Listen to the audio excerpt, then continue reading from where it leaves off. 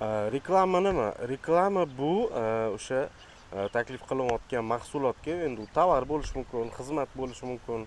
Xullas mahsulot, одним словом. O'sha mahsulotga nisbatan insonlarda qiziqish va e'tiborni paydo qilib beradigan narsa, vosita. Shuning uchun reklama e'lonlari qisqa va lo'nda bo'lishi kerak. Juda ham ko'p informatsiyani berish shart emas mahsulot haqida. Ayniqsa o'sha ijtimoiy tarmoqlardagi reklamalardagi o'sha описание deymiz, o'sha tekstni, matni maksimalni kam bo'lishi kerak. U asosiy so'zlar, u asosiy o'sha tovar nima taklif qilinyapti, o'sha uni yutuqli, afzalli tomonlari uni sotib olish uchun qanaqa qilib sotib olsa bo'ladi. Boshqa informatsiyalarni u yoqqa qo'shish u уже ortiqchalik qiladi.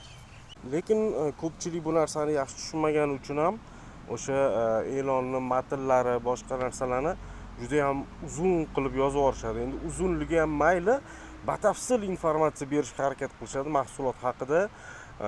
Agar unaqa bo'lsa bunaqa, bunaqa bo'lsa bunaqa degan, xullas 100% lik batafsil nima deydi, o'sha ma'lumotlarni berish kerak deb hisoblashadi. Bu juda ham noto'g'ri. Noto'g'riligi shundaki, 100% ma'lumotni o'sha reklama ko'ruvchi odam olgandan keyin o yaxshi ekan, juda ham yaxshi ekan deydi, bo'ldi, shu bilan bu bir kun kerak bo'lib qoladi deydi. Endi u e'lonni o'ziga qaqqadir saqlab qo'yadimi, yo'qmi degan savol ham bor. Agar u etpetga saqlab qo'ymasa, keyin u e'lonni hech qachon bu internet prostronstvosidan, ijtimoiy tarmoqlardan, to есть hech qachon qidirib topa olmaydi. O'sha batafsil ma'lumot berib uzundan uzoq tekstlarni yozish o'sha reklama e'lonlariga yana bitta yomon tomoni, o'sha o'qiydigan odam bir chekkadan o'qish boshlagandan keyin oxiriga kelganda asosiy maqsadni o'sha fokusini yo'qotib qo'yadi-da. Ya'ni bu nima deyilmoqchi, boshidagi narsalar o'sha esidan chiqib ketadi. Ya'ni juda ham bir chalg'itib qo'yadi insonni.